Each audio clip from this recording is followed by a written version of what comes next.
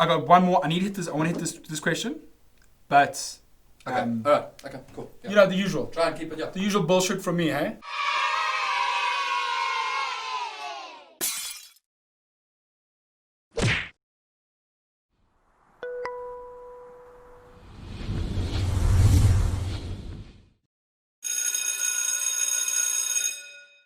This episode of Chairs and Desks is brought to you by Black Owl Urban Coffee.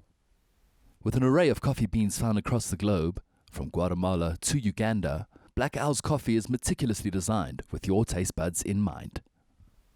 Visit their website for more information.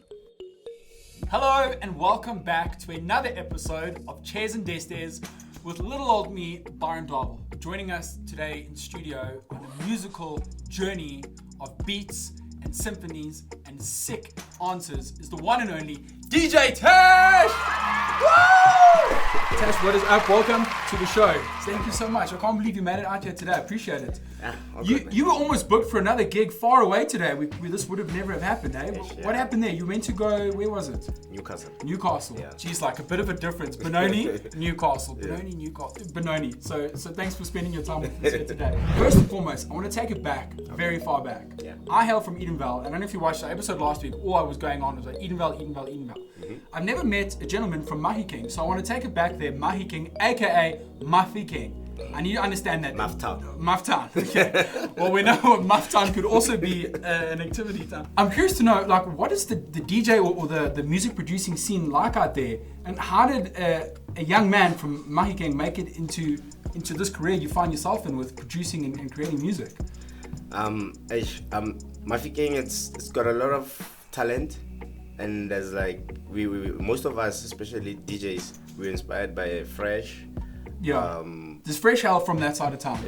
He's from Botswana. But He used to play a lot in Mahikeng, especially the university when they do the events that they used to do at the university in Mahikeng, Northwest University, and Tebe. Yeah. Tebe is from Mahikeng. Okay. Yeah. So those are the kind of people that actually pushed most of us, like the people that I know around in Mahikeng, DJs and producers. Yeah. So then, how did you get into it? What was your first ever exposure or your first ever little taste of this producing world? And you said, yo, that is something I would like to do for the rest of my life. What was that moment, or what got you into that? There's a song called Love Revolution. It's on DJ Fresh, I think Volume 1. Okay. That's the song that made me a DJ and a producer. Okay, I need to check that out. I can't recall that now. So that was it. That's what that was it. After that song, I was like, I'm hooked. And how old were you when you heard that? I was doing standard 8. I don't know if standard 8. Not a grade. I think grade 10. So you're 16 or so, 16 or 17. Yes, how many? Jeepers. Okay, that couldn't have been too long ago, yeah, because you're still obviously very young. I mean, look at him, guys. He's still in his 20s.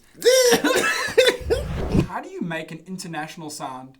And how do you make it not fall into a South African sound, if that makes sense? So you want to appeal to that wide audience. Yes. What do you keep in mind then when you produce a track? How do you appeal to that global audience? The certain sense that actually get people hooked internationally. Okay. Especially when you listen to a lot of international songs, you find the drums is the same.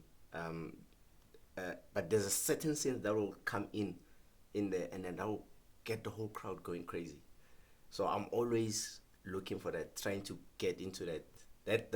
Those kind of synths are the one that works for me.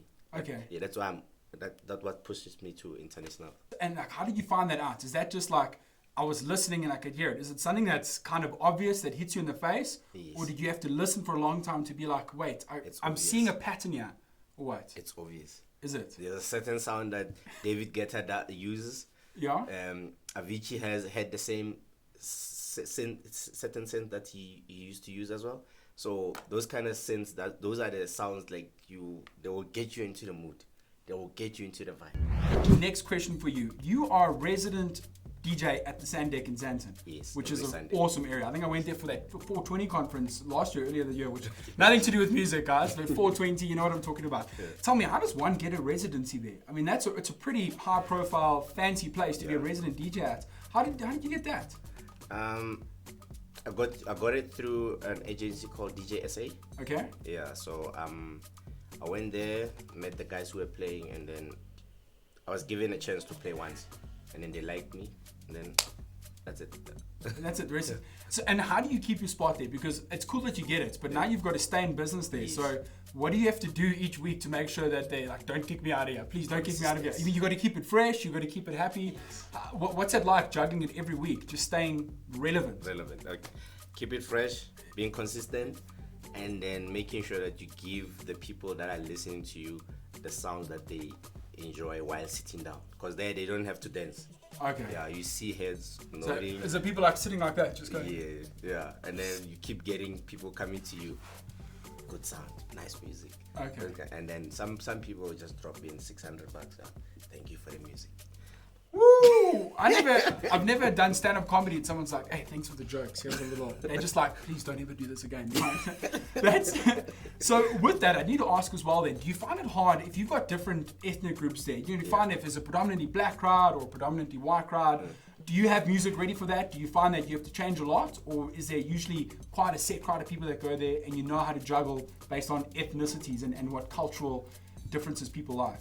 So what I do is, I'm very versatile when it comes to music. So the crowd that comes to Sandton, it's, I don't know how to put it, but they're more chilled though. They're more chilled. Okay. So they take whatever I give them. Okay, So that's a good way of what putting I it. do is I'll start deep and then go into deep tech. But I don't play hip hop. I don't play. Especially Sandton, we don't play hip hop. We don't play a piano. We don't play commercial. So it's strictly deep. Why? Because it's a hotel and people from the hotel comes outside to come and chill and eat their lunch or dinner with kids. So the sound needs to be be on the soulful tip. Yeah, on a very cool element, not cool vibe, not too hectic. Not something that they're going to relate to too much or sing along to, because you can't have someone swearing in a song that you sampling Drake or whatever. So that actually keeps me in a space where I have to give them good sound music that is chilled. Okay. Yeah. That actually, you painted a fairly good picture for me there as well. So I think I 100% get it. Ooh. Well, DJ Tash, I hate to tell you this, but we now have to move on to the next part of our show, the quick draw round. And welcome to the quick draw round. DJ Tash, are you ready? Yeah. What is the weirdest venue you have ever played at? A tavern in Residency. What is the longest set you've ever played? 21st birthday from 3 to 6 in the morning. Yo, uncomfortable. If you had to live without one of these for the rest of the year, which would it be? Social media or clothes? Clothes. What's the worst response you've ever gotten from somebody at any of your gigs? Asking me to play com. And what did you say to that? I said no. Back to the episode. Well, guys, that was a very healthy and meaty quick draw round. I can't believe you said that. That was hectic. Quickly, before we wrap things up, I need to ask you this question. You've got some sort of a collab in the works that I want to ask about with Beverly Jane and Monica Kiss. Yes. Can you tell me a little bit more about that? Because there were some big names associated with that. Tell us what we're allowed to know about that. Yeah. Well, Beverly Jane, she's from America. She's currently based in South Africa. Mm-hmm. So she's under Passage One Music. Yes. Yeah, which is an agency under Sony ATV. So I'm gonna work with her and then make my way into Sony through her. Yeah, and then Monica Keys, she's from Italy. So we just spoke and then we clicked and then the music happened. And what would Monica Keys bring to the party? What's her forte or her genre? Like, what elements is she going to fuse with you? Yeah, she's more into electro, deep. Like I'd say, I don't know how to put it, but it's electro kind of music. Okay. Yeah, but she's a vocalist and then she's good. Like, yeah. Is she good or is she mind blowing? I think you meant to say mind blowing. Mind what if she's blowing. watching this? And she's No, like, no, she's I saw mind you on blowing. Chairs and Destes. No, she's mind blowing. Here we go. When will we see the Beverly Jane and Monica Kiss collab coming out? Yeah, it's all coming next year. all coming It's next all year. coming next year because now it's late. It's already December now. Yeah, and this year was a write-off, so hopefully Yeah. we'll redo next year. Where's your social media, what you're up to, and what other projects we have coming up. We really want to know and tell the audience back home everything about DJ Tash we could possibly think of. Okay. On social media, DJ Tash SA, Facebook, Twitter, and Instagram. And then I've got a new song that's coming as well, featuring Tony from the Vaal. It's called Love You. But there's a piano song that's coming. It's called I'm at 2000. So you guys are gonna love that. It's dropping on the 31st of this month, which is a week after. Yeah. Yeah. So yeah, that's what's coming now. And then currently you can find me at Sandton and around Joburg. That's awesome. Yeah, So all you Santonites watching, we'll make sure that when we promote this video, we geographically click Sandton as a region, and I'll be like, OMG, I'm going to go see DJ Tash. To the people back home, subscribe, like, go to bed early. That has nothing to do with us, but it's good for your skin. Get lots of rest. It'll be great, and drink a liter of water. Yeah. Until we see you guys next time, stay safe and goodbye. Hey guys, well, you obviously made it to the end of another episode. Thank you so much for watching.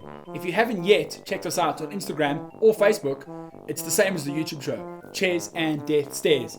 Please go check it out, leave a comment, let us know what you'd like to see on the show. Perhaps you could get Robert De Niro on, or that alien that they found in Area 51 back in the 70s. You tell us, we'll do it.